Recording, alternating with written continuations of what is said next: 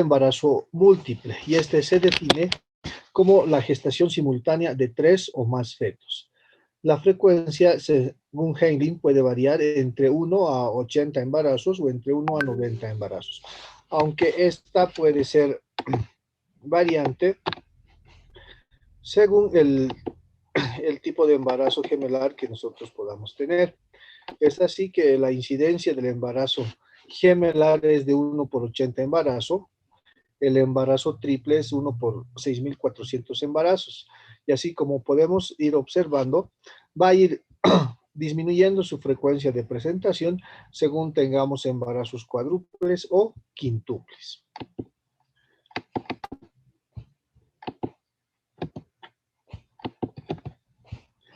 En esta ecografía podemos apreciar la presencia de un embarazo triple. Aquí tenemos el primer producto, el segundo producto y el tercer producto, ambos divididos por sus membranas corioamnióticas. En esta otra ecografía vamos a poder apreciar la imagen de un embarazo cuádruple. Aquí está el saco gestacional del primer producto, del segundo producto, el tercer producto y el cuarto producto, todos separados por sus membranas corioamnióticas. Entonces, si definimos al embarazo gemelar como la gestación simultánea de 2 fetos y el embarazo múltiple como la gestación simultánea de 3 o más fetos. ¿Cómo realizamos el diagnóstico? Realizamos el diagnóstico en relación a los antecedentes familiares y esto puede estar relacionado a la progenie materna, o sea que en la descendencia materna exista la presencia de embarazos gemelares en hermanas, en su mamá, en su abuela y también la progenie paterna por el antecedente de que el padre pueda tener antecedentes de embarazo gemelar en su familia. El consumo de algunos medicamentos, como son los inductores de ovulación, en este caso el citrato de clomifeno, y también a través de la clínica, ¿no? Los síntomas de gestosis gravídica, como la hipertensión inducida por el embarazo, o el aumento de la necesidad de náuseas y vómitos, que se conoce como hiperemesis gravídica. Pues nos vamos al diagnóstico y los factores que condicionan la presencia de embarazo gemelar, tenemos la historia familiar, ¿no? Que puede ser en la progenie materna y tiene una frecuencia mayor de 1 a 58 embarazos que en la línea paterna, que esta es 1 por 116 embarazos. También se toma en cuenta los antecedentes obstétricos de la madre, puesto que si ésta ha cursado con embarazo gemelar, este próximo embarazo también tiene una frecuencia de presentación de una probabilidad de 1 en 25 embarazos en la línea materna y en la línea paterna de 1 a 60 embarazos. La edad materna también está relacionada con la presencia de embarazos múltiples, sobre todo por encima de los 40 años. Esto se explica por la sensibilidad que existe a la producción de la hormona folículo estimulante. Y esta hormona folículo estimulante, como conocemos, va a hacer que maduren más folículos y lleguen a madurar más de 2 o 3 folículos, ya sea en el ovario derecho o en el ovario izquierdo, de manera que durante el acto sexual estos puedan ser fecundados por espermatozoides distintos y estar frente a la presencia de embarazos múltiples. También el consumo de anticonceptivos o contraceptivos orales, también a su corta, después de haber dejado de administrarse, pueden condicionar también una elevada producción de folículo estimulante. Y esta, como conocemos, va a hacer que se maduren más folículos y de esta forma exista la posibilidad de estar presentes frente a un embarazo múltiple. El citrato de clomifeno, que es un inductor de la ovulación que se utiliza en aquellas pacientes que no han podido embarazarse, entonces este inductor de la ovulación va a hacer que también se ovulen varios óvulos y de esta forma exista la posibilidad de que sean fecundados estos por otros espermatozoides y de esta forma estar presentes frente a un embarazo múltiple. Dentro de la dieta, esta va a aumentar y esto es lógico porque vamos a estar frente a una demanda doble en cuanto a la presencia de los dos productos o de 3 o más fetos en el caso de que se trate de un embarazo múltiple. Entonces, las necesidades proteíno-calóricas van a aumentar aproximadamente a 300 kilocalorías día o 1200 kilocalorías día. Y esto es importante para contrarrestar la anemia dilucional que es mucho más pronunciada en el embarazo gemelar. Durante el control prenatal debemos realizar un control adecuado de la presión arterial. Ya sabemos que la presión arterial se debe tomar con la paciente sentada, con el hombro a la altura del corazón y con la técnica de Korokov. También debemos asociar siempre en cada control prenatal la presencia de edemas y también en el laboratorio a través de la realización de la concentración de proteínas en sangre, ver si estamos frente o no a una hipoproteinemia que nos estaría hablando de la presencia de una hipertensión inducida por el embarazo que se conoce como preeclampsia. Entonces, en el control prenatal, no solo de una mujer de embarazo gemelar, sino en todas las mujeres embarazadas, controlar la presión arterial, la presencia de edemas y de proteinuria.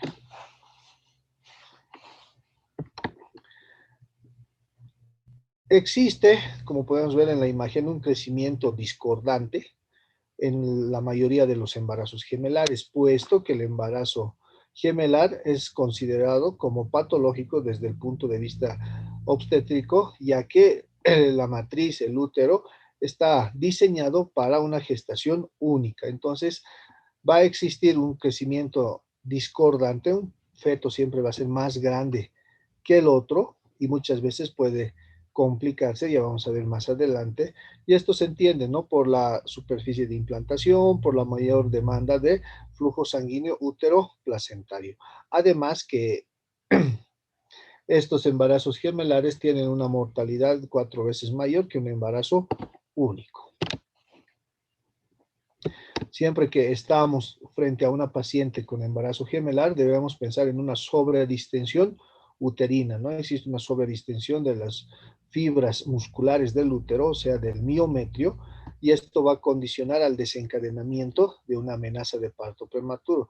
Es por eso que debemos controlar en cada paciente la presencia de contracciones uterinas. Si es que no son percibidas por el examen obstétrico, debemos realizar la tococardiografía, como podemos ver en la imagen, que ya conocemos, ¿no? Y esto nos va a advertir de la presencia de contracciones uterinas y nos puede ya anunciar la presencia de una amenaza de parto prematuro o en su defecto un desencadenamiento de un parto prematuro. Podemos tratar de manera profiláctica la amenaza de parto prematuro con la administración, sobre todo, de los bloqueantes de los canales de calcio, ¿no? Como el nifedipino, que en este caso no lo vamos a utilizar como un antihipertensivo, sino lo vamos a utilizar como un tocolítico para inhibir la entrada de calcio y de esta forma la célula no pueda contraerse. ¿Qué célula? La célula muscular del útero y de esta forma esta es su acción tocolítica, ¿no? Inhibe las contracciones uterinas. En los embarazos gemelares, cuando ya nosotros estamos ingresando a la semana 28, es necesario ya pensar en la administración de corticoides para realizar la maduración pulmonar acelerada, ¿no? Con la administración de dexametasona. A partir de las 28 semanas hasta las 34 semanas se puede utilizar dexametasona para ayudar a la maduración pulmonar de los fetos, ¿no? ¿Cómo se administra? Se administra, hay varios esquemas, ¿no? Pero lo que dice el Ministerio de Salud es que debemos administrar 12 miligramos intramuscular en 2 dosis. O sea, por ejemplo, hoy día podemos administrar 12 miligramos intramuscular STAT mañana administramos 12 miligramos intramuscular estal y de aquí a una semana los otros 12 miligramos como refuerzo. Se puede utilizar también la dexametasona. Esto entre las 28 y 34 semanas del embarazo. Además, que es importante mencionar que esta maduración pulmonar acelerada nos va a permitir que los neumocitos tipo 2 comiencen a producir el surfactante pulmonar, que es la sustancia tensoactiva que evita el colapso pulmonar en el primer contacto del aire-sangre alveolar. De esta manera, el pulmón del feto o del recién nacido, perdón, no se colapsa y va a seguir respirando. A manera que el producto va madurando 28, 30, 33, 34 semanas, va adquiriendo mayor capacidad de producción de surfactante pulmonar. Esta sustancia tensoactiva, que es el surfactante pulmonar, va a estar constituido por fosfatidilcolina, fosfatidilinositol, lecitina, esfingomielina y fosfatidilglicerol. Al existir una gestación simultánea de dos o varios fetos, es importante el reposo. Y el reposo generalmente es recomendado de cúbito lateral izquierdo para evitar sobre todo el efecto Proseiro, o sea, la compresión de la vena y la aorta, ¿no? Es decir, ¿por qué la aorta? Porque si está en decúbito lateral izquierdo, vamos a garantizar, al ser la arteria uterina rama de la aorta, vamos a garantizar un mayor flujo sanguíneo uteroplacentario, garantizando de esta forma el mayor suministro de nutrientes y de oxígeno hacia los fetos. Además, al evitar la compresión de la vena cava en su segmento abdominal, vamos a evitar la presencia de varices, tanto en los miembros inferiores como en la región vulvar. También es importante realizar la prevención de procesos infecciosos. Sobre todo, es muy frecuente encontrarnos frente a la presencia de infecciones del tracto urinario o cervicovaginitis mixta. Por ello, debemos solicitar un examen general de orina con su citobacteriológico para realizar el tratamiento específico del germen que está causando la infección urinaria y realizar un examen en fresco o un examen de BAC de flujo vaginal para tratar el proceso infeccioso. Generalmente las cervicovaginitis son mixtas, entonces el tratamiento también tiene que ser con óvulos mixtos. Al tratar estos procesos infecciosos, tanto del tracto genital como del tracto urinario, vamos a prevenir las amenazas de aborto, las amenazas de parto prematuro o, caso contrario, el aborto que se está produciendo o el parto prematuro.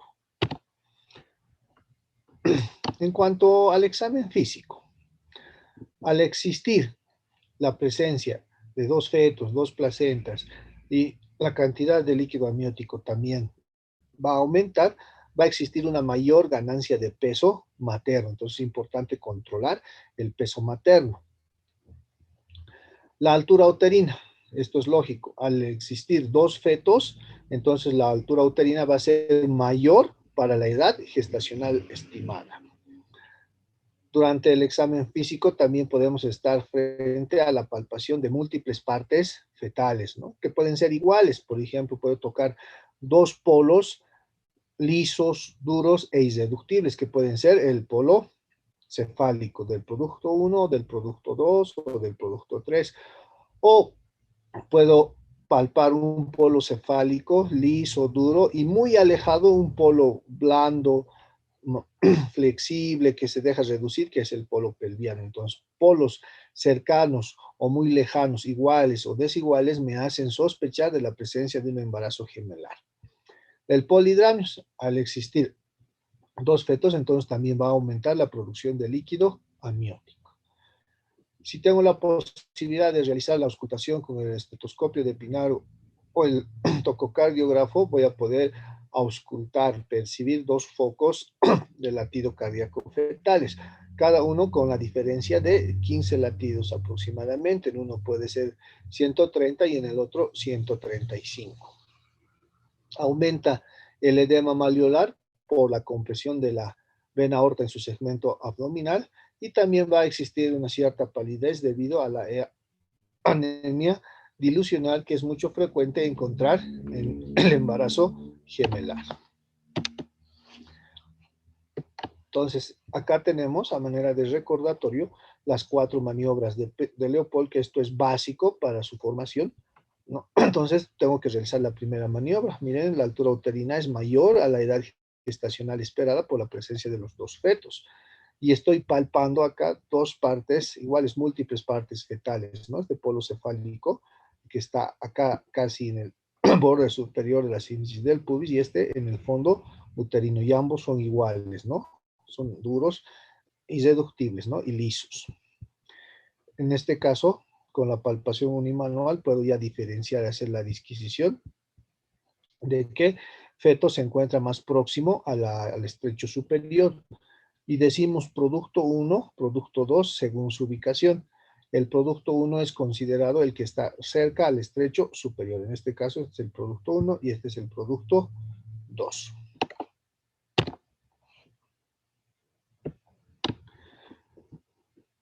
También en el análisis sanguíneo podemos observar que se va a duplicar la fracción beta de la gonadotropina coriónica humana, que es la hormona que se detecta para el diagnóstico de embarazo. ¿Por qué se va a duplicar esta fracción beta de la hormona gonadotropina coriónica? Porque existe dos sincicios trofoblastos, ¿no? Ya sea del feto 1, del feto 2, o puede existir 3 sincicios trofoblastos si estamos frente a un embarazo múltiple o más. Entonces, cada sincicio trofoblasto va a producir su fracción beta de hormona gonadotropina coriónica humana. Entonces, por eso va a aumentar la fracción beta de la hormona gonadotropina coriónica humana. La ecografía nos va a permitir ver, primero, si es un embarazo gemelar o es un embarazo múltiple. Y la ecografía después nos va a poder observar la vitalidad embrionaria, ¿no? De cada producto, si están vivos, están ovitados, uno está vivo, está ovitado, y también nos va a poder permitir ver la cigosidad, ¿no? Si se trata de un embarazo gemelar monocigótico o bicigótico. Entonces, el gol estándar para el diagnóstico de embarazo gemelar es la ecografía. Ya se ha quedado en desuso la radiografía. Podemos realizar la monitorización electrónica fetal, que ya hemos avanzado en diagnóstico de salud fetal, a partir de las 29 semanas, si se realiza también en embarazo gemelar.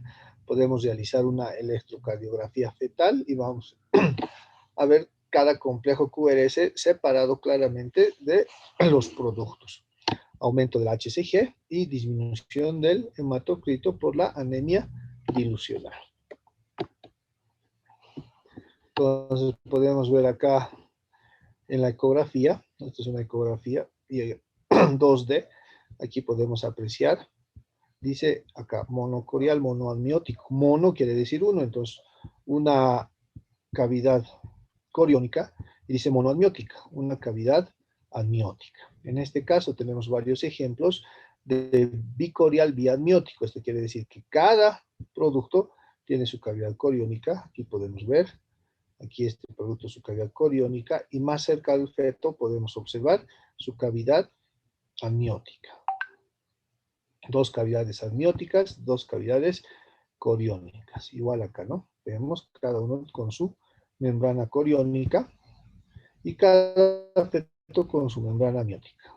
Y acá más claramente en esta ecografía 3D podemos apreciar su cavidad coriónica de cada feto y su cavidad amniótica.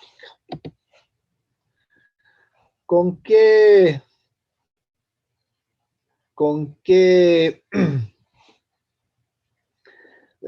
entidades vamos a hacer el diagnóstico diferencial? El diagnóstico diferencial lo vamos a hacer con un mal cálculo de la edad gestacional. Por ejemplo, puede ser que estemos frente a un embarazo de mayor edad gestacional o exista una confusión en la fecha de última menstruación de la paciente. Por decirles, estamos frente a un embarazo de 30 semanas y nosotros estamos calculando más o menos 25 o 22 semanas. Macrosomía fetal, esto es cuando el feto tiene un mayor volumen de crecimiento, sobre todo muy frecuente en la hidropesia fetal y también en las pacientes diabéticas.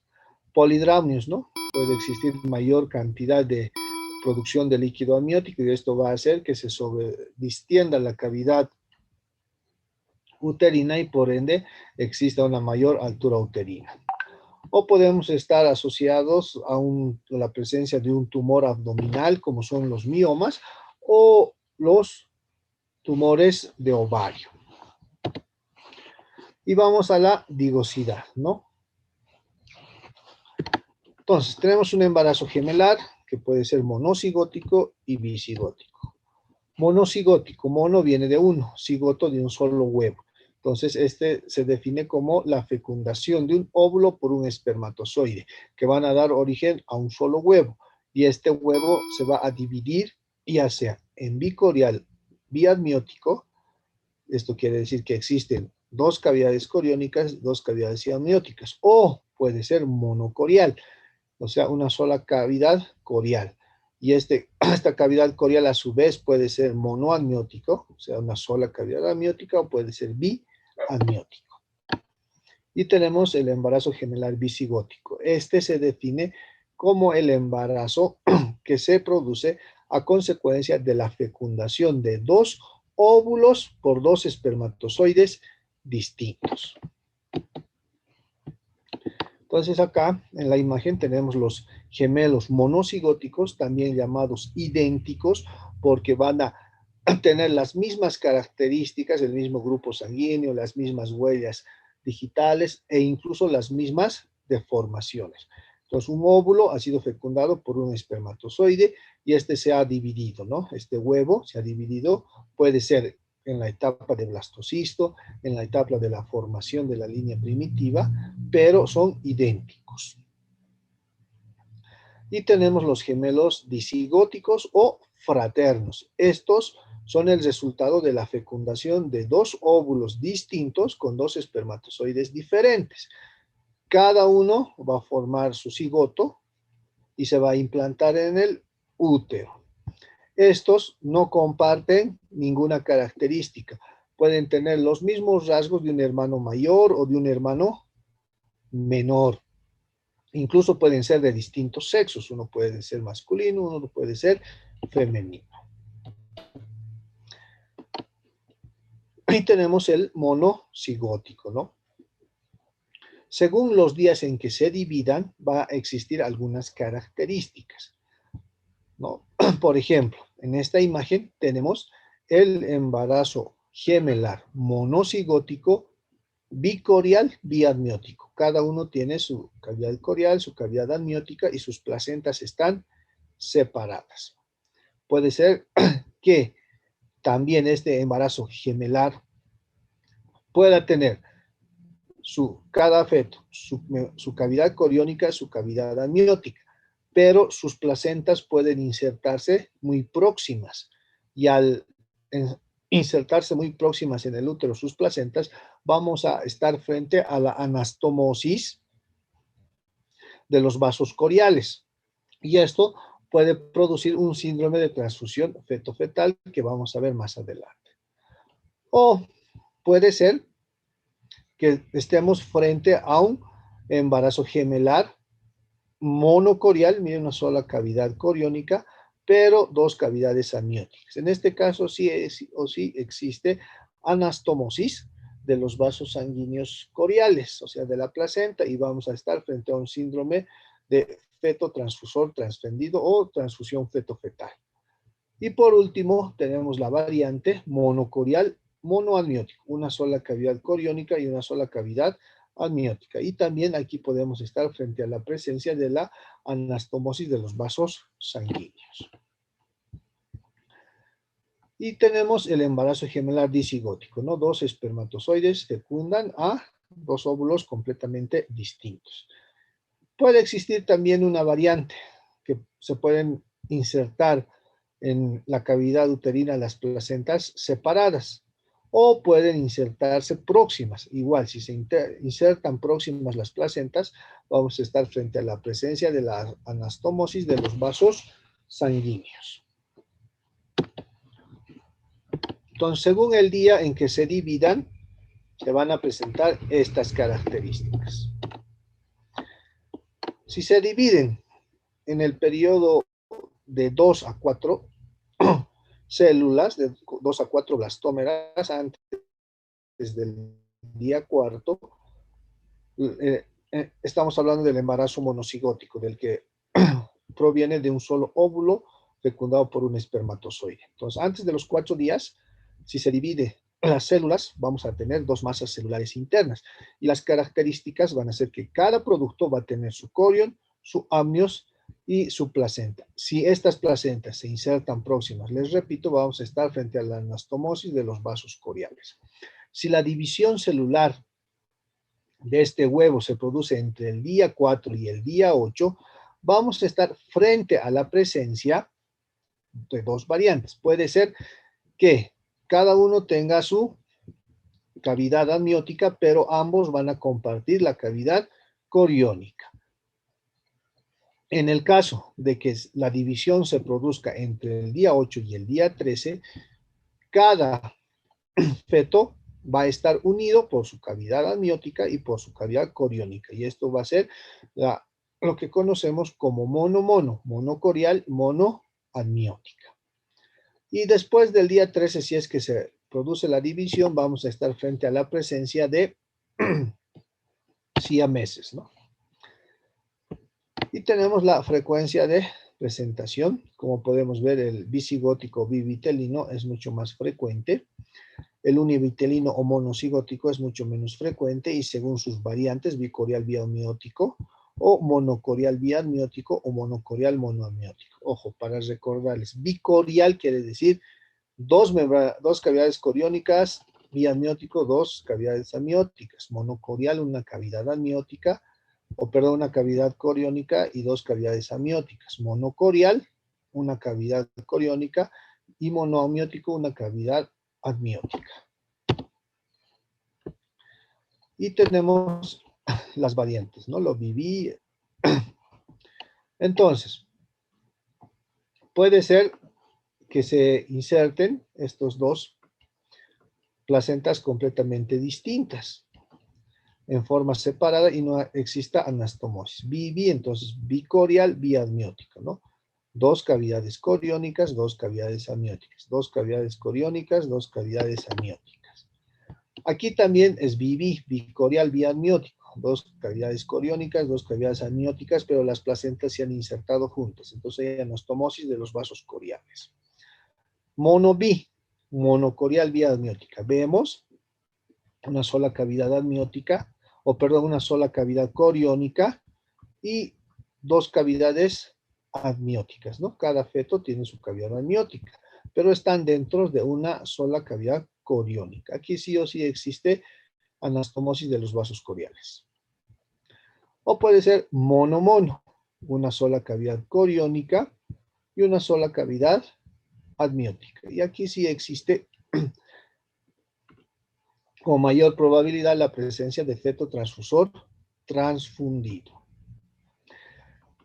Es mucho más riesgoso el embarazo monocigótico que el bicigótico. Y seguimos con los ejemplos. Este es el monocigótico y este es el bicigótico. Estos son los idénticos y estos son los fraternos, ¿no? Estos fraternos incluso pueden ser de diferentes sexos. Estos se parecen incluso psíquicamente, ¿no? Seguimos, ¿no? Con los ejemplos. Podemos ver aquí el bivitelino, biamniótico, bicoriónico. Bivitelino, ¿no? 2 sacos vitelinos, 2 cavidades amnióticas y 2 corio. ¿Cuándo es frecuente? Cuando el huevo se divide a los 3 días después de la fecundación. Univitelino, un solo saco vitelino, 2 cavidades amnióticas y 2 cavidades coriónicas. Y tenemos el biamniótico, acá vemos 2 cavidades amnióticas, esta y esta, rodeadas por una cavidad coriónica. Y aquí vemos, ¿no?, la anastomosis de las placentas en sus vasos coriales. Luego tenemos los que se presentan después del día 13 de la fecundación. Y estos se conocen como embarazos gemelares siameses. Estos pueden ser simétricos o asimétricos. Dentro de los simétricos tenemos los torapópagos, craniopópagos, pipópagos. Dentro de los asimétricos tenemos el epignathus y el terapópagos. Y aquí podemos ver los asimétricos, ¿no? Ya diagnosticado a través de la ecografía el resultado de estos fetos siameses y también el esquema gráfico, ¿no? Entonces, cuando la división de ese huevo se produce por encima del día 13, vamos a estar frente a los siameses, que pueden ser simétricos o asimétricos. Estos son los asimétricos. Y aquí tenemos los simétricos, ¿no? Que pueden ser craniopópagos unidos por el cráneo, pueden ser torapópagos unidos por el tórax, o pueden ser pipópagos, ¿no? Unidos por la región caudal. Y los asimétricos, el terapópagos y el epignathus, ¿no? Que no sabemos con exactitud dónde van a existirse la fusión de las distintas estructuras. Es mucho frecuente entonces encontrarlo por encima del día 13 después de la fecundación. Aquí tenemos algunos ejemplos de craniopópagos, torapópagos y pipópagos. ¿Cuáles son las complicaciones? La principal complicación es el síndrome de transfusión feto-fetal. Este se caracteriza porque un feto va a ser transfusor o donante, y este va a ser pequeño, atrófico, incluso puede llegar a ovitarse, o sea, a morir, y va a ser aplastado por el feto que está creciendo y se va a convertir en un feto papiráceo, porque de acuerdo a la edad gestacional, si es que es depositado por células o por calcio, va a comenzar a calcificarse. Entre tanto, el otro es el feto transfundido o receptor. Este es grande, es pletórico y se va a desarrollar con mayor intensidad que el otro. Y tenemos el gemelo acardio. Uno de los gemelos no va a desarrollar su cavidad cardíaca, su cavidad torácica va a degenerar y se va a convertir en el gemelo acardio. Obviamente se va a ovitar y este generalmente se sitúa detrás de la placenta. En cuanto a los factores asociados para la presencia, la raza negra también es frecuente encontrar mayores embarazos gemelares, igual la herencia tanto en la línea paterna como en la línea materna. Las pacientes multíparas, por la sensibilidad a la producción de la folículo estimulante, se van a condicionar la presencia de embarazo gemelar. La edad materna, lo propio, por encima de los 40 años, y sobre todo el consumo de algunas drogas como el citrato de clomifeno, que es un inductor de la ovulación. ¿Cuáles son las complicaciones maternas? El parto prematuro, ¿no? Al existir una sobredistensión del miometrio, entonces puede desencadenar partos prematuros. Es mucho frecuente encontrar la hipertensión inducida por el embarazo en las pacientes que están gestando embarazos gemelares o múltiples, y la anemia materna por la anemia dilucional. Complicaciones perinatales. El crecimiento fetal discordante es frecuente, puesto que uno de los fetos siempre es más grande que el otro. O podemos llegar a la complicación, que es el síndrome de transfusión feto-fetal. Uno de los gemelos puede morir, puede ser objeto del depósito de sales calcáreas y se va a convertir en el feto papiráceo. Y también es frecuente encontrar malformaciones congénitas en uno o ambos fetos.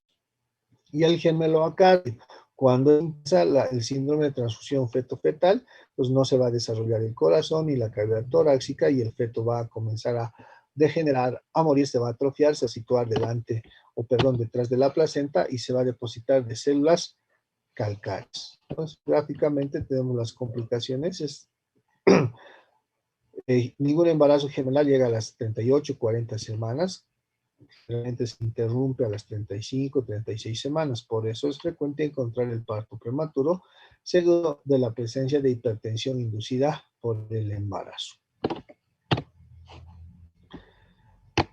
¿Cuál es la mortalidad perinatal? La neonatal es de 51 por 1000 nacidos vivos y la fetal es 28 por 1000 nacidos vivos. Fetal hace referencia a la muerte intraútero del producto. De estos, lo más frecuente, los que tienen mayores complicaciones son los monoamnióticos monocoriales en un 50%, luego los biamnióticos monocoriales en un 25% y los biamnióticos bicoriales en un 10%. La prematurez es la principal complicación de estos recién nacidos que nacen, seguido del retardo de crecimiento intrauterino. Y luego estamos frente al síndrome de transfusión feto-fetal y la presencia de anomalías congénitas. Entonces, al ser considerado a la mujer como una especie de gestación única, todo embarazo gemelar o múltiple es considerado como de alto riesgo, como patológico. Y vamos a encontrarnos frente a la presencia de abortos o amenazas de aborto, malformaciones congénitas, prematurez, bajo peso al nacer, incluso en ambos fetos, hiperemesis gravídica, que esto es cuando los vómitos se hacen incoercibles, no incontrolables, la presencia de polidramios que desencadena también partos prematuros y ruptura prematura de membranas. Al existir una sobredistensión uterina, después incluso del parto, la cesárea, este útero no llega a retraerse y no se forma el globo de seguridad de Pinar y podemos encontrarnos frente a una hemorragia postparto. Y la mayoría de los embarazos gemelares concluyen en cesárea. Es frecuente también encontrar hipertensión inducida por el embarazo, desprendimiento prematuro de placenta normoinserta, esto también es condición de la sobredistensión del útero, placenta previa, una de las placentas se va a ir a situar sobre el orificio cervical interno y esto se explica porque no existe espacio para dos placentas y entonces es frecuente encontrar placenta previa en el embarazo gemelar y como hemos recalcado la presencia de anemia dilucional. Complicaciones fetales como feto transfundido, retardo de crecimiento intrauterino, crecimiento discordante y anomalías congénitas. Tratamiento. Todo embarazo gemelar es considerado de alto riesgo. Entonces, nuestro objetivo es prevenir el parto prematuro. Y el control médico debe ser cada 2 a 3 semanas, o sea, más frecuente que el embarazo único. Se debe iniciar la maduración pulmonar, como hemos indicado, entre las 28 y 34 semanas. Y debemos educar a la madre para enseñarle a advertir la presencia de signos de amenaza de aborto, amenaza de parto prematuro, para que acuda en forma precoz a la atención médica y evitar las contracciones uterinas y se desencadene el parto prematuro. Al encontrarnos frente a una placenta previa y a un desprendimiento prematuro de placenta normoinserta que son frecuentes en el embarazo gemelar, también cualquier sangramiento transvaginal es indicación de que la paciente acuda al centro de salud. Y la presencia de edemas que se asocia a la hipertensión inducida por el embarazo por la hipoproteinemia.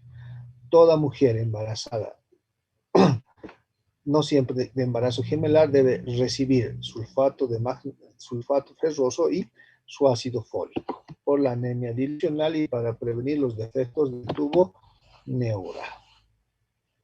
Ahora, la conducta definitiva está en función ya sea al primer o al segundo producto y también al grado de paridad.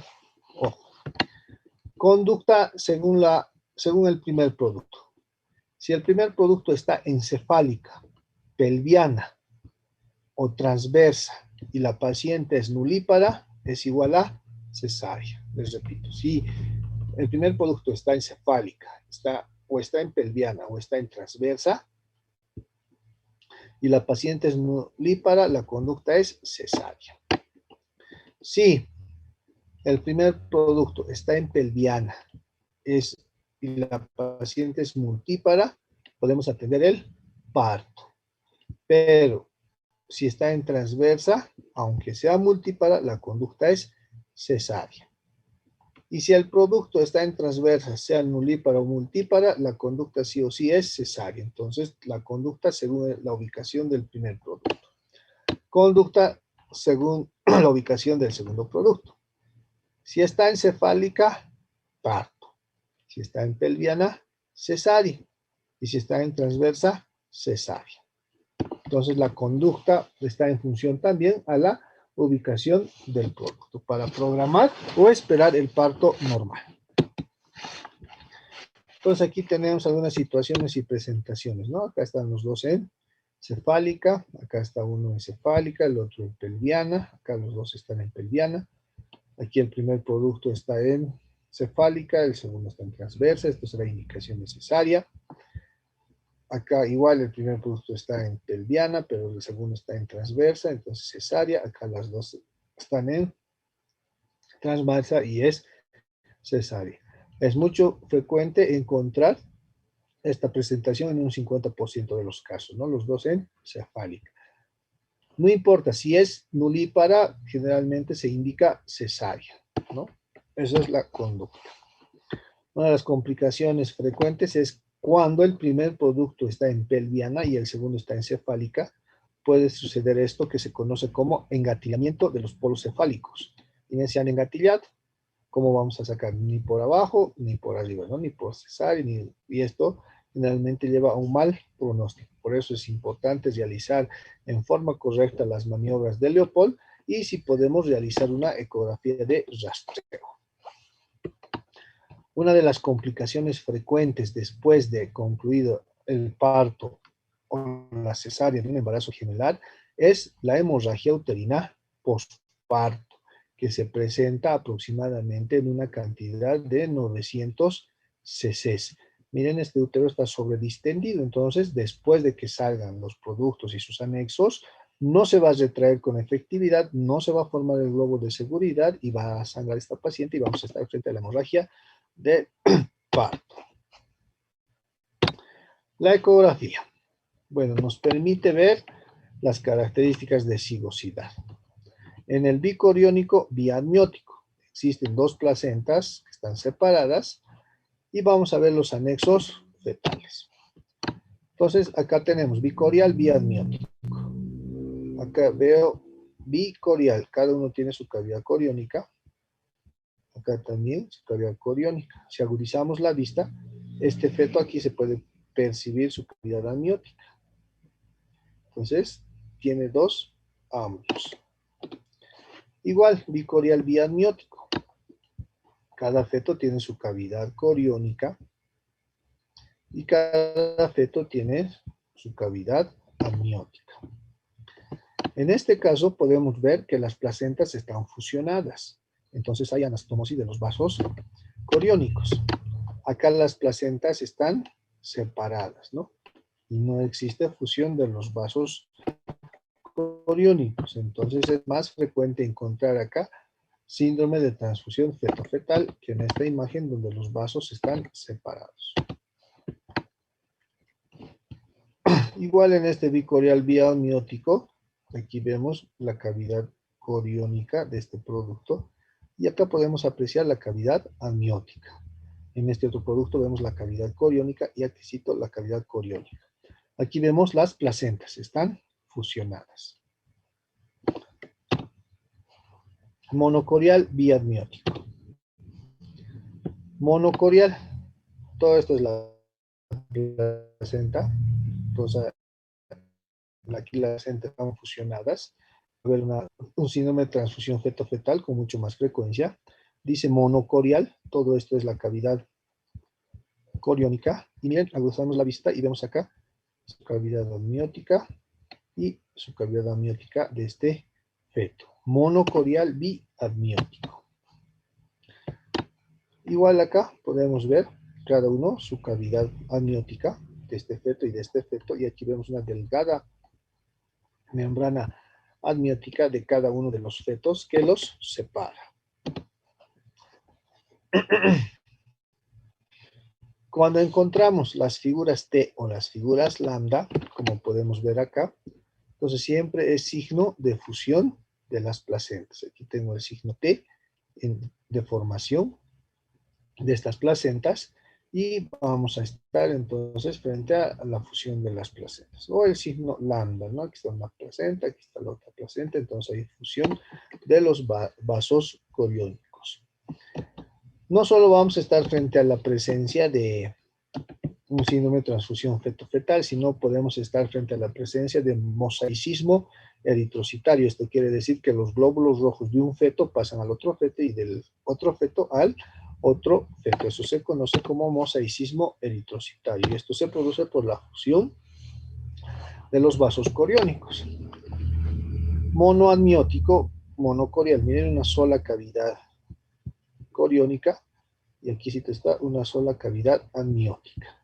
Monocorial, monoamniótico. Esta imagen es mucho más clara. Aquí podemos ver la cavidad coriónica y acá veo la cavidad amniótica. Y puedo ver, ¿no?, la diferencia, el crecimiento fetal discordante. Este feto es más grande que este otro feto. Igual acá, ¿no? Monocorial, monoamniótico. Y vemos acá, ¿no?, el crecimiento fetal discordante, el gemelo acardio y la muerte fetal es mucho frecuente en los embarazos monocigóticos, ¿no? Miren, este feto es más grande que este otro feto y están ambos rodeados por una sola cavidad amniótica y una sola cavidad coriónica. Y tenemos el resultado de los dos fetos, ¿no? Feto transfusor, feto transfundido, más grande, más pletórico, más pequeño, más atrófico. Entonces esto se produce generalmente en los embarazos monocigóticos por la anastomosis de los vasos coriónicos, ¿no? Aquí estas placentas se han insertado juntas, hay una anastomosis de los vasos coriónicos, entonces este feto va a transfundir los mayores nutrientes y oxígeno a este feto, que va a ser más grande y este va a ser mucho más pequeño, pero es feto transfusor transfundido. Y no solo existe este síndrome, sino también el mosaicismo eritrocitario. Y aquí esto está sucediendo a este nivel, ¿no? Acá está sucediendo esto, una anastomosis de los vasos coriónicos de ambas placentas. Pues uno crece más y otro crece menos. Entonces vamos a estar también frente a la presencia de polidrámeos, excesiva producción de líquido amniótico, que es frecuente en el embarazo gemelar, o el oligohidrámeos, disminución de la producción de líquido amniótico. Y como hemos hablado, generalmente el polidrámeos y el oligohidrámeos se asocian a la presencia de malformaciones congénitas. En este caso, el polidrámeos se asocia a malformaciones del tubo digestivo y del tubo neural. Y el oligohidrámeos a malformaciones del sistema renal. Entonces aquí vemos, ¿no?, igual la anastomosis y el síndrome de transfusión feto-fetal.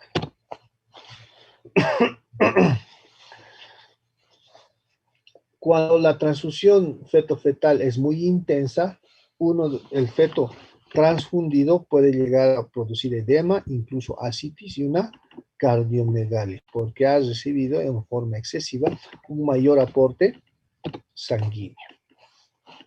Y es característico encontrar bajo peso al nacer en todos los embarazos gemelares, ¿no? Esto es consecuencia del agotamiento de las reservas nutricionales maternas.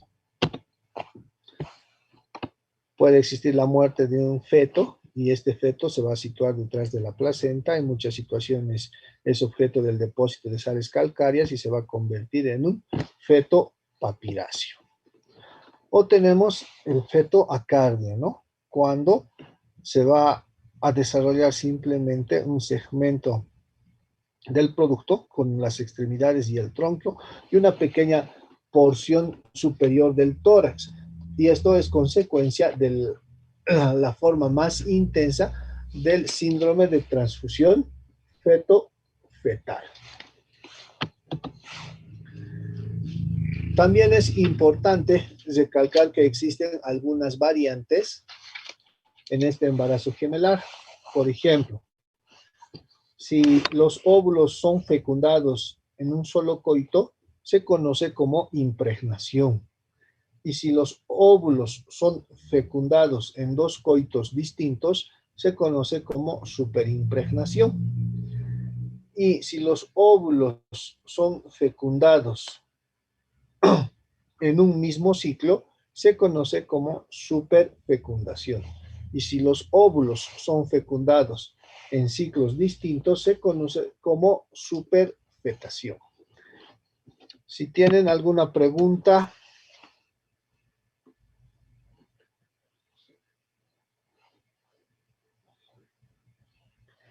Está claro, ¿no? Ya. Entonces, nos vemos mañana, chicos. Hasta mañana.